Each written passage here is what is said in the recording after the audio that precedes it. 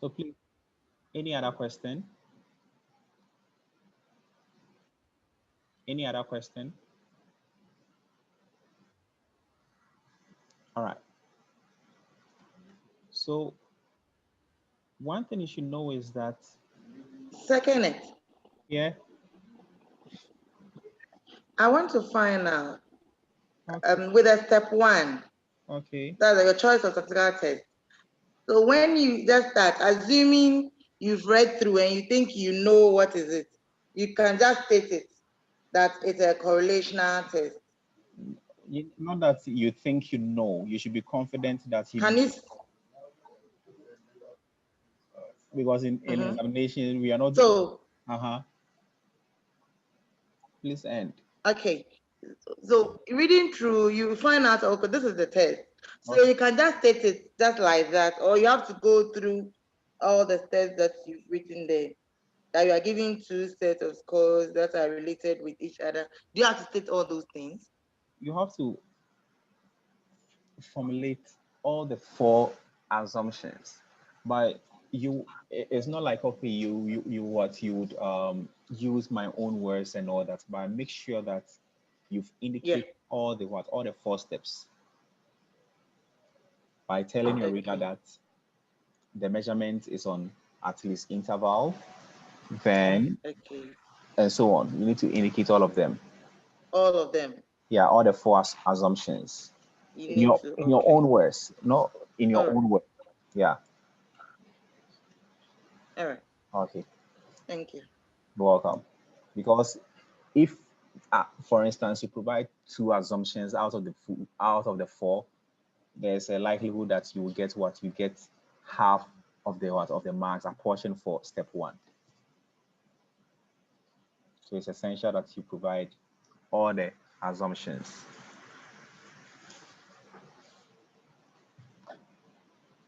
Okay. So these are some work examples during your spare time. You can work on it. So these are 2 main questions solely for correlated T. So you can work on it during your spare time. So the last thing I'll be talking about has to do with the non-parametric form of correlated t-test. So you know correlated t-test. So the questions, though, just taking a shot of it. You're saying what question? Yes, I'll make this available on Sakai. Okay, I'll make this available on Sakai. Okay. Yeah, so you can. So right after the class, I would upload it on Sakai plus the independent t-test. I also have a sample there. So during your spare time, you can go there and upload. Okay. So the last one I'll be discussing has to do with non-parametric tests. So you can go through your past question. Per the past question, we have a section, that's section B, where a question could be posed. So they can formulate a question like this, a statement like this. Then out of it, you are tasked to identify the type of test that you use and give justification. So you identifying and justifying is similar to you answering the question for step 1. So it means you need to tell us what type of test will fit that question and why you think it is so. In some instances, similar question like this could come, but with the thing that they were measuring, they were measuring what? Emotional adjustment. This time around, they would indicate that emotional adjustment has been ranked. We've ranked it, or it has been reduced to ordinal scale, or it was on ordinal.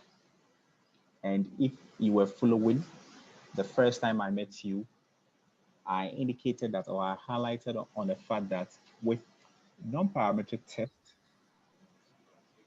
the scale of measurement is on either ordinal or nominal. So since what they were measuring, they've reduced it to ordinal or nominal, they ranking it is more or less like they telling you it is on ordinal scale, because ordinal we rank it. So since it is on ordinal, it means you can't use a parametric test like a correlated t-test. Hence, you're supposed to use the non-parametric form of correlated t-test. And the non-parametric form of correlated t-test, non-parametric form of correlated t-test is referred to as Wilcoxon matched pair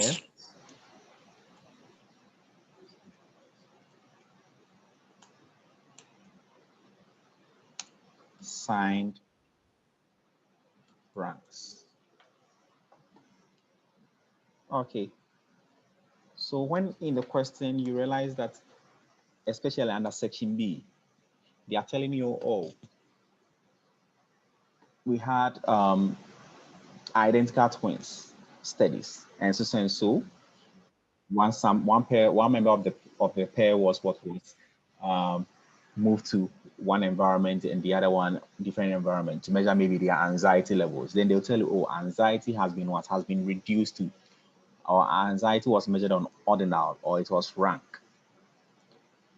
With the moment you read that scenario, you could see that it's identical twins. So you will believe that, oh, it is correlated T, but ask yourself, with correlated T, its scale of measurement should either be ratio or interval.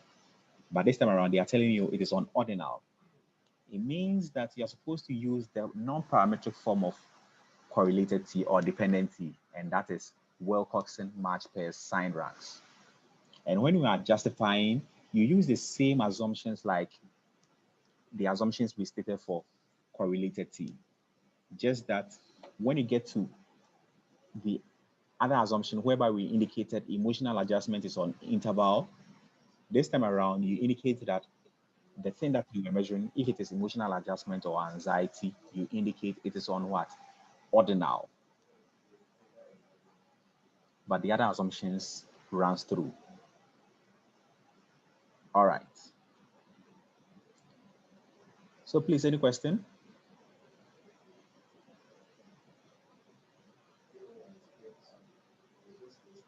Any question? Okay. Then with independent t-test, I didn't also give you its non-parametric form. So the non-parametric form of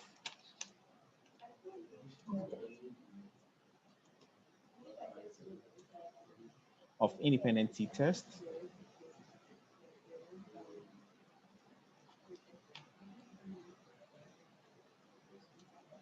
is referred to as Mann-Whitney U test. Mann-Whitney U test. That's a non-parametric form of independent t-test. So let's say a researcher was conducting a study to find out maybe the anxiety levels of students from University of Ghana and Methodist University, and compare them. Then they will tell you, oh, anxiety was measured on interval. When you see this, since anxiety is on interval, definitely it means you're supposed to use independent t-test, because we have two different groups measured on interval scale. So you're supposed to use independent t-test. The same scenario, they can turn it and indicate anxiety was measured on ordinal scale or anxiety was ranked. The moment they indicate that, it means you can't use Mann-Whitney U, because Mann-Whitney U is also a parametric test.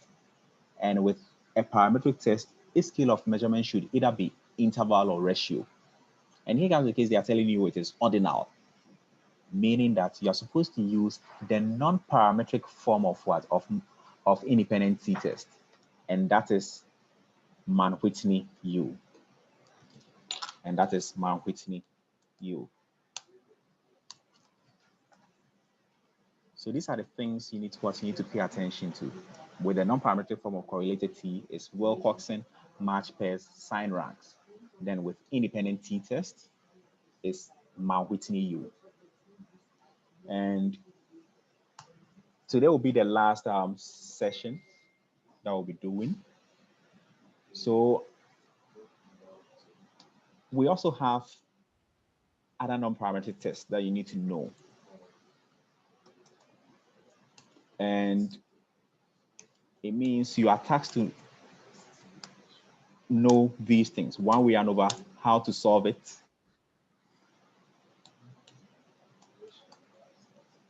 Its non-parametric test is what is normally referred to as Kruskal-Wallis. Then the last one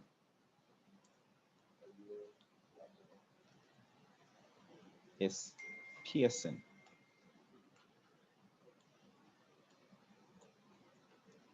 Its non-parametric test is referred to as Spearman.